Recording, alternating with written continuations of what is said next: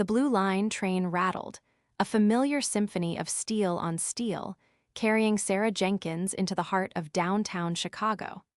It was a crisp October morning in 2003, the kind that smelled faintly of burning leaves and Lake Michigan's brisk embrace. At 32, Sarah had built a life of quiet diligence. Her days were a structured ballet, up before dawn in her Logan Square apartment, a quick coffee, then the commute.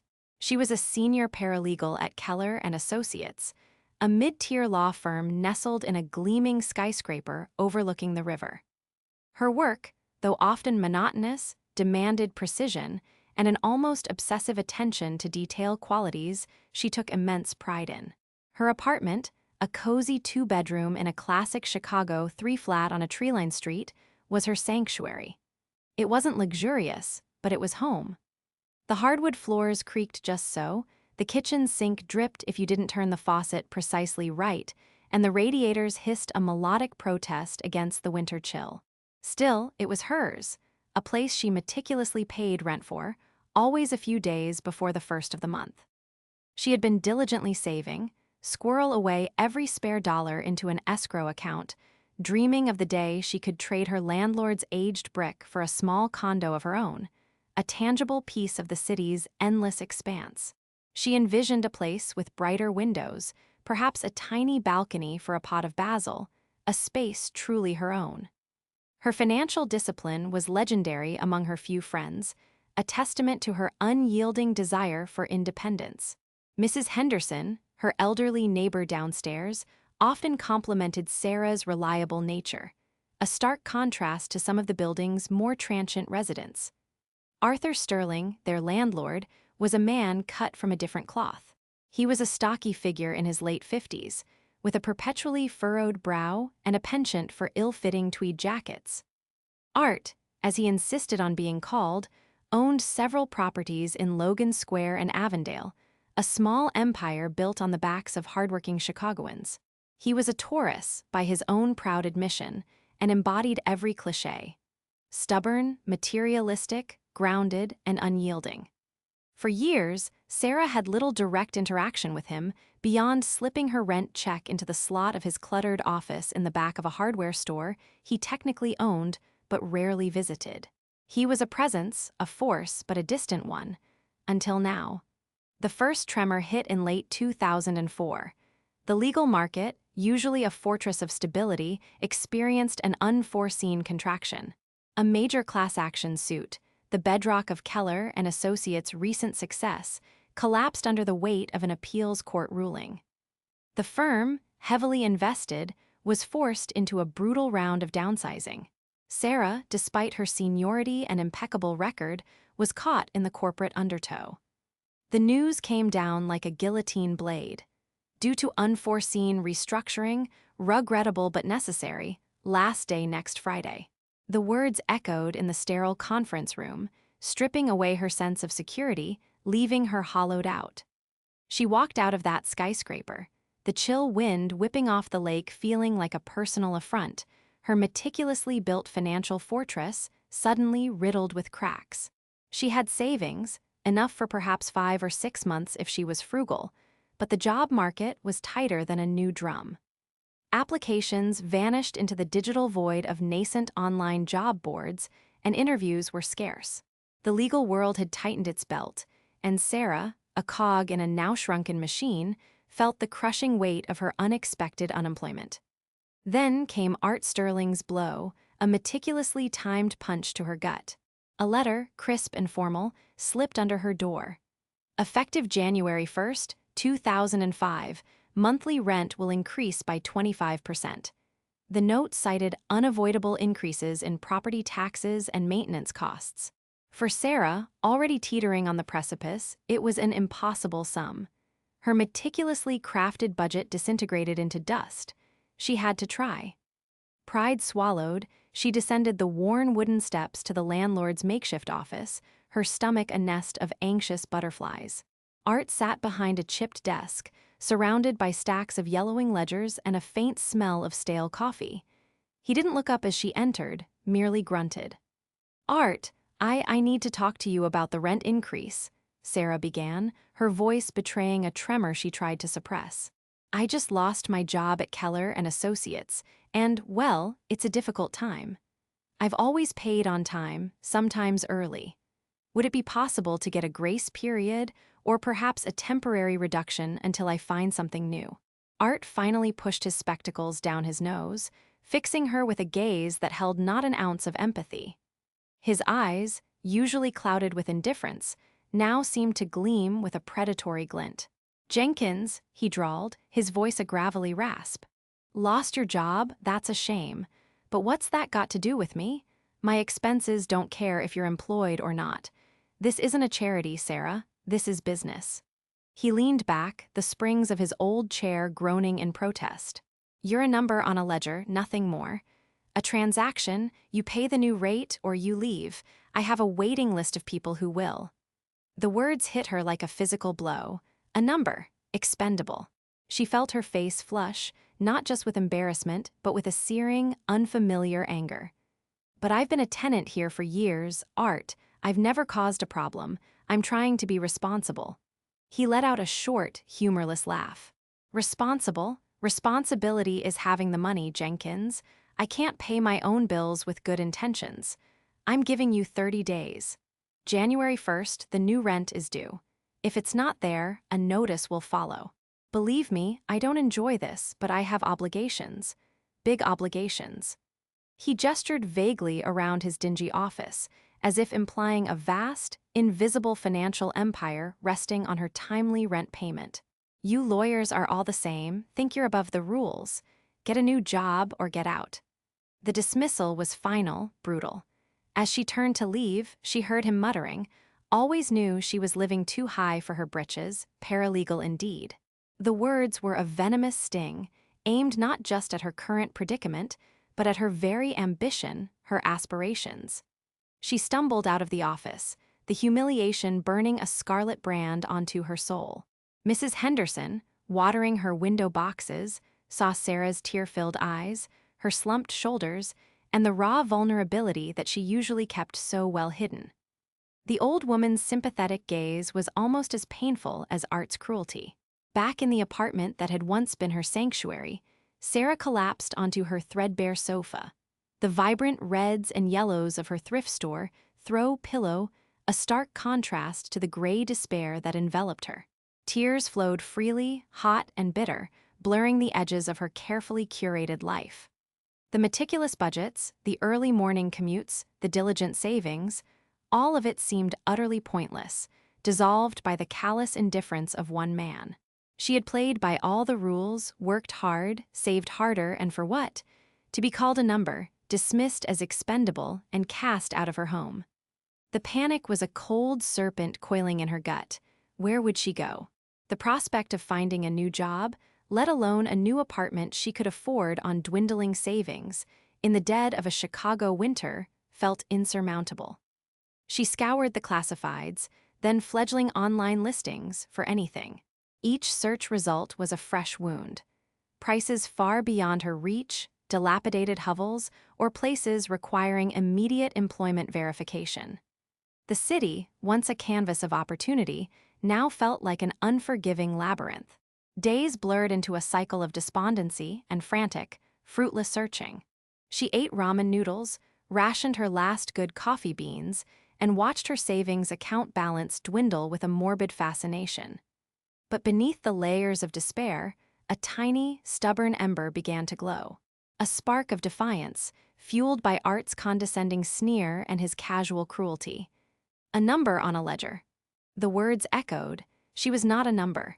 She was Sarah Jenkins, a woman who had poured her life into the meticulous intricacies of contract law, property disputes, and financial discovery. She had spent years unearthing the hidden truths in legal documents, uncovering the vulnerabilities of powerful corporations and individuals. Then, a thought, cold and clear as ice water, pierced through the fog of her despair. What if Art Sterling wasn't as invincible as he seemed? What if his big obligations were actually his weakness? She had always played by the rules. But perhaps, just perhaps, it was time to find the cracks in his rules. This wasn't about finding a new apartment anymore. This was about something deeper, more elemental. It was about reclaiming her dignity, about proving that she was more than a number.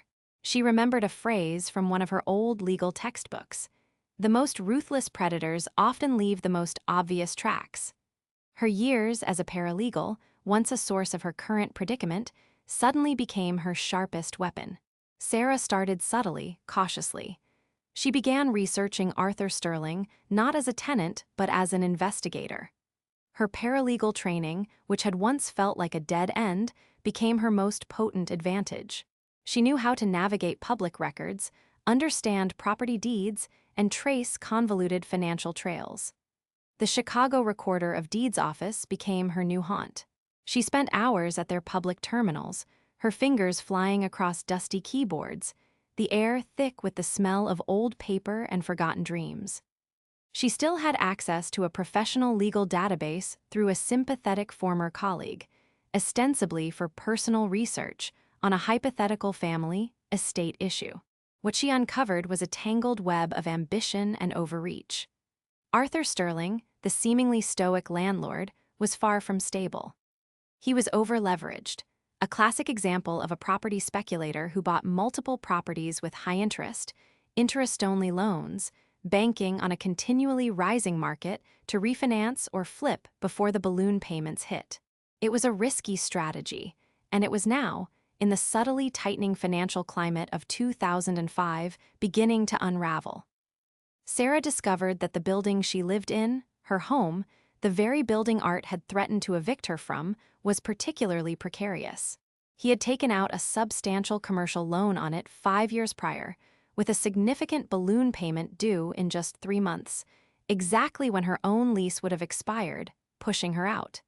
He had miscalculated. The market hadn't risen as sharply as he'd hoped, and his other properties weren't generating enough cash flow to cover the upcoming payment. The rent increase wasn't about taxes and maintenance. It was a desperate, last-ditch attempt to shore up his crumbling financial facade. She also found a litany of unaddressed code violations on his other properties, complaints filed by other tenants, some dating back years. He cut corners, neglected repairs, and exploited the system. He was a slumlord in an expensive suit, but the most crucial discovery was the loan on her building. It was with a smaller, regional bank, not one of the major players, and the terms were brutal: a hefty penalty for late payment, and a clause that allowed for an accelerated foreclosure process if the balloon payment was missed. The bank, in its zeal to recover, was unlikely to extend him any leniency. Her meticulous savings, which had felt tragically insufficient for a condo down payment, now looked different. If the building went to auction, as it almost certainly would if Art missed his payment, it would sell for significantly less than market value. Her initial savings, combined with a small, strategic loan, might just be enough for a down payment. The idea, audacious and terrifying, began to take root. She wouldn't just fight the eviction. She would buy the building. This wasn't just revenge, it was survival, a strategic counterattack. She needed to be invisible to move without Art Sterling ever suspecting her true intentions. She discreetly reached out to a former law school professor, now a respected real estate attorney, Professor Eleanor Vance. Sarah framed her questions as purely academic, exploring the hypothetical process of distressed property acquisition, the nuances of county auctions, and the requirements for securing bridge financing for small-scale investors. Professor Vance, impressed by Sarah's sharp questions and apparent newfound interest in property law, offered invaluable advice, unknowingly arming Sarah for her clandestine war. Sarah spent her days in the law library, devouring every article on real estate auctions, lien sales, and property law she could find.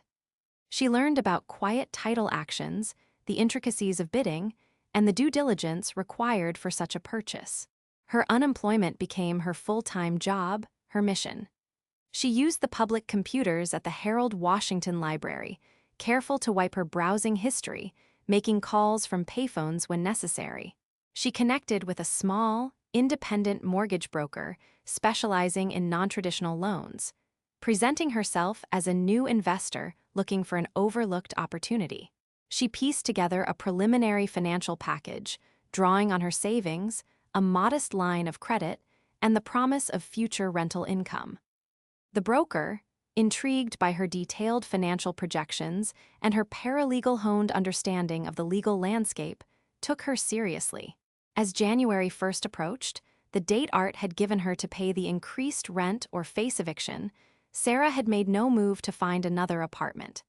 She received the formal eviction notice on January 5th, a thick envelope Art personally shoved under her door, his smug grin an unbearable torment. She signed for it, feeling a cold calm descend upon her. She was counting on Art to be so consumed by his own impending financial doom that he wouldn't notice her complete lack of visible panic. He wouldn't expect a single, unemployed paralegal to become a rival. The foreclosure proceedings against Art Sterling's building were swift, as Sarah had predicted. The regional bank, unwilling to extend the loan, initiated the process shortly after Art missed his balloon payment in late February. The public notice, a small, barely visible blurb in the legal section of a lesser-known local newspaper, went unnoticed by most. But not by Sarah. She knew exactly where and when to look. The auction was set for late March, a quiet affair held in a sterile conference room within the Cook County Courthouse. Sarah arrived at the courthouse on the designated morning, her heart pounding a frantic rhythm against her ribs. She was dressed in a conservative, unremarkable suit, her hair pulled back severely. She blended into the small crowd of investors, lawyers, and curious onlookers. She had arranged for an independent bidding agent, a soft-spoken man named Mr. Davies, to represent her. This was crucial. She needed to remain anonymous, to witness Art's downfall without revealing her hand until the last, most impactful moment. Arthur Sterling was there too, looking haggard, his face pale and drawn. He paced nervously, his eyes darting around the room, a desperate, hunted animal. He was pleading with a grim-faced bank representative, his voice a low, urgent murmur. He hadn't sold, hadn't refinanced. His empire was crumbling. The auction began. The bids were low, reflecting the distressed nature of the asset and the quiet atmosphere. Mr. Davies, following Sarah's precise instructions, bid carefully, steadily. Sarah watched Art's face, a morbid fascination gripping her. Each bid, each increment, chipped away at his remaining hope, carving deeper lines of despair into his face. He kept looking at the few serious bidders, searching for a familiar face, for a rival he could identify. He never once glanced at the quiet woman in the corner, her gaze fixed on him. Finally, after a tense silence, the auctioneer's gavel struck the podium with a decisive crack. Sold!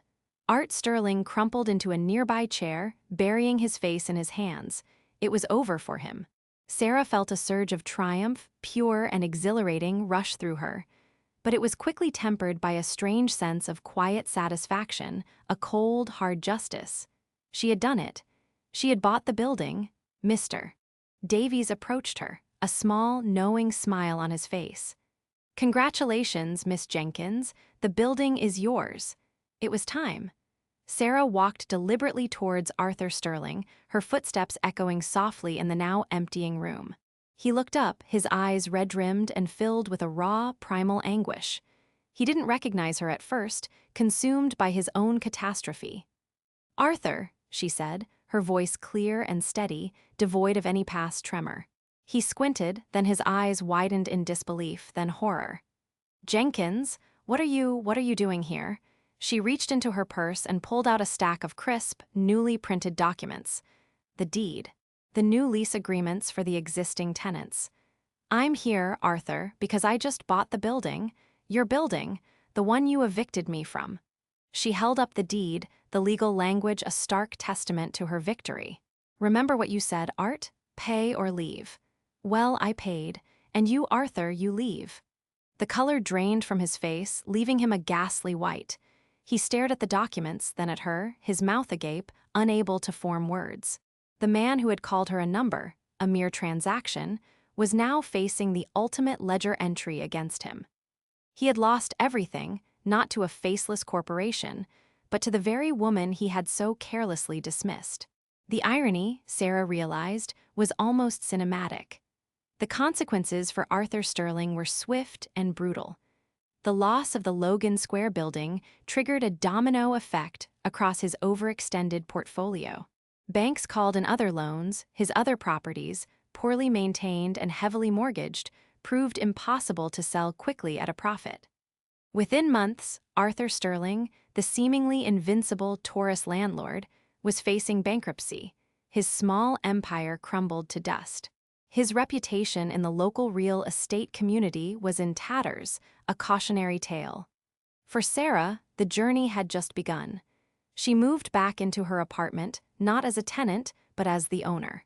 The creaking floors and dripping faucet no longer felt like imperfections. They were now charming quirks of her building. She immediately met with the remaining tenants, who had been living in fear of Art's erratic rent increases and neglect. She assured them of stable, reasonable rents and, more importantly, a commitment to overdue repairs. Mrs. Henderson, her eyes sparkling, brought Sarah a plate of her famous lemon bars, a silent acknowledgement of the shift in power, the righteous turning of the tables. Sarah didn't become another Art Sterling. The humiliation she had endured forged in her a deep commitment to fairness and community. She invested in the building, slowly but surely. New windows, a repaired roof, a fresh coat of paint. She learned the nuances of property management, applying the same meticulous attention to detail she once used for legal documents. She created a home, not just for herself, but for her neighbors, for the community that Art had exploited. She had lost her job, her security, and her peace, but in the ashes of that humiliation, she had found something far more profound. A new purpose, a true home, and the undeniable power of quiet, deliberate vengeance. The blue line still rattled, but now it carried a different tune, a symphony of resilience, independence, and justice served. Her dream of owning a piece of Chicago had come true, but in a way far grander and far more satisfying than she could have ever imagined.